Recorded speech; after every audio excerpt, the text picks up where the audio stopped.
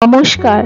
আমরা ঋষিকেশে কিছু কিছু জায়গা দেখে এখন এসে পৌঁছে গেছি এই যে জানকী ঝোলায়। এটি জানকী ঝোলা বা জানকী সেতু নামে পরিচিত। এটা হলো ঋষিকেশের তৃতীয় ঝুলন্ত সেতু। আর দুটো সেতু হলো রামঝোলা আর লক্ষণঝোলা। লক্ষণঝোলা আমাদের যাওয়া হচ্ছে না এই কারণে, কারণ এখন মেরামতির কাজ চলছে, সেই জন্য লক্ষণঝোলাতে প্রবেশ নিষিদ্ধ। সেই কারণে আমরা এখন এই জানকী সেতুর উপর দিয়ে পৌঁছে যাব ওই পারে।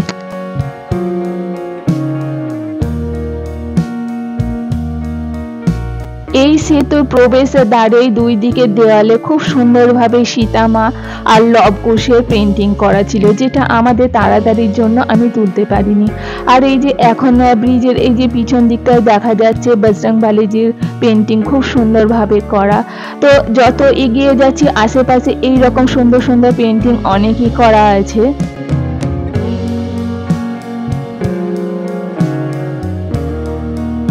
রামজি লক্ষণজির নাম অনুসারে রামঝোলা আর লক্ষণঝোলা তৈরি হয়েছিল। সেই অনুসারে মাতা সীতার নাম অনুসারে এই জানকী ঝোলাটা তৈরি হয়েছে তার অনেক পরে। এই জানকী ঝোলা কেবলমাত্র পবিত্র নদীর উপর দিয়ে একটি মনোরম পথই নয়, বরং আধ্যাত্মিকতা ও প্রাকৃতিক সৌন্দর্যে একটি নিমগ্ন অভিজ্ঞতাও প্রদান করে।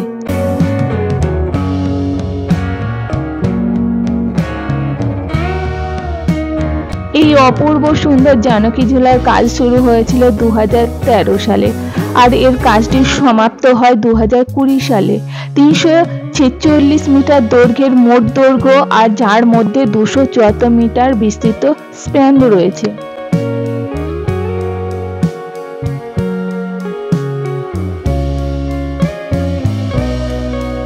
অপূর্ব জানকী ঝোলা এবং জানকী ঝোলার আশেপাশে যে প্রাকৃতিক সৌন্দর্য তা প্রত্যেকটি পর্যটককে মনোমুগ্ধ করবে। আর এই সুন্দর জানকী ঝোলা 3টে ওয়েতে তৈরি। একটা রাস্তা দিয়ে বাইক নিয়ে যাওয়ার রাস্তা, আর একটা দিয়ে বাইক নিয়ে আসার রাস্তা, আর মিডিলে রয়েছে সমস্ত পর্যটকদের পায়ে হেঁটে যাওয়ার রাস্তা। তো এই জন্য যে কোনো জায়গায় বা এই সেতুর ওপরে যে মানুষদের যানজটের ভিড়টা অনেকটাই কমে গেছে।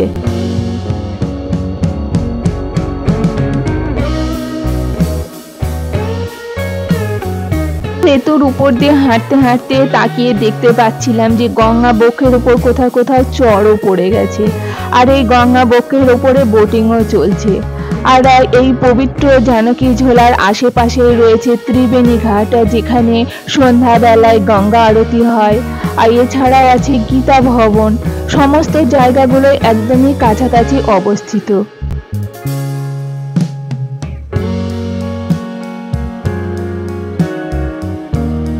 এই জানকী ঝোলা পৌঁছানোর জন্য নিকটতম রেল স্টেশন হলো ঋষিকেশ রেলওয়ে স্টেশন, যেটা মাত্র 5 কিলোমিটার দূরে অবস্থিত। আর নিকটতম বিমানবন্দর হলো দেরাদুনের জলি গ্র্যান্ট বিমানবন্দর, যা আইকনিক ঝুলন্ত সেতু থেকে প্রায় 20 কিলোমিটার দূরে অবস্থিত।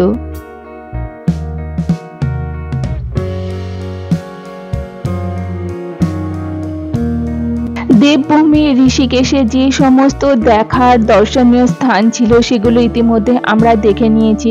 তো আমাদের গাড়ি আছে এই নদীর এই পারে, তো আমরা এই জানকী ঝোলার উপর দিয়ে এখন চলে আসছি নদীর এই পারে। তো এখানে আমরা সামান্য কিছু খাওয়া দাওয়া করে এখান থেকে বেরিয়ে যাব হরিদ্বারে।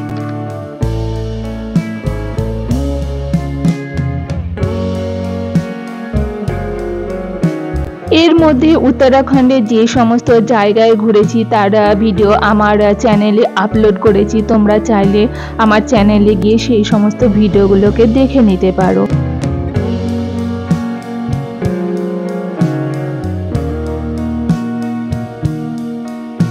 এখন বাজে সকাল 11টা। প্রচন্ড রোদের তাপ, আর পিছন দিক দিয়ে দেখা যাচ্ছে এই যে জানকী ঝোলা, আর আমার সাইডে যে গঙ্গা বয়ে চলেছে সেখানে প্রচুর মানুষের ভিড়। বোটিং আছে, সাথে প্রচুর মানুষ স্নানও করছে।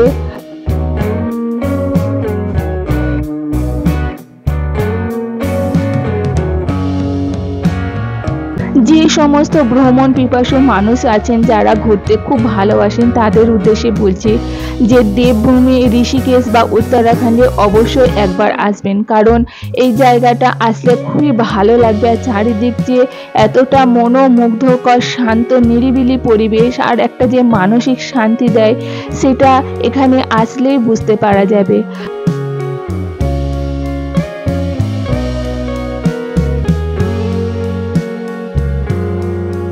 আমার নিজস্ব অভিজ্ঞতা থেকে বলছি, উত্তরাখণ্ডে এই পর্যন্ত আমি যে সমস্ত জায়গায় ঘুরেছি আমার খুবই ভালো লেগেছে আর মানসিক শান্তি এনে দিয়েছে অনেক পরিমাণে। তাই যে সমস্ত মানুষ এই জায়গাতে ঘুরতে আসবেন আমার মনে হয় হাতে একটু সময় নিয়ে আসলে ভালো হয়, কারণ খুব তাড়াতাড়ির মধ্যে এই সমস্ত জায়গা খুব একটা ভালোভাবে দেখা সম্ভব নয়। তাই হাতে একটু সময় নিয়ে আসলে যেন শান্তিভাবে সমস্ত জায়গা ঘুরে দেখা যায়।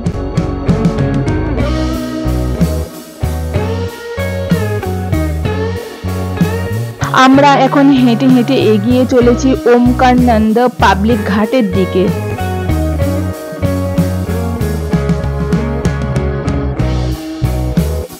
ঋষিকেশ টু হরিদ্বার।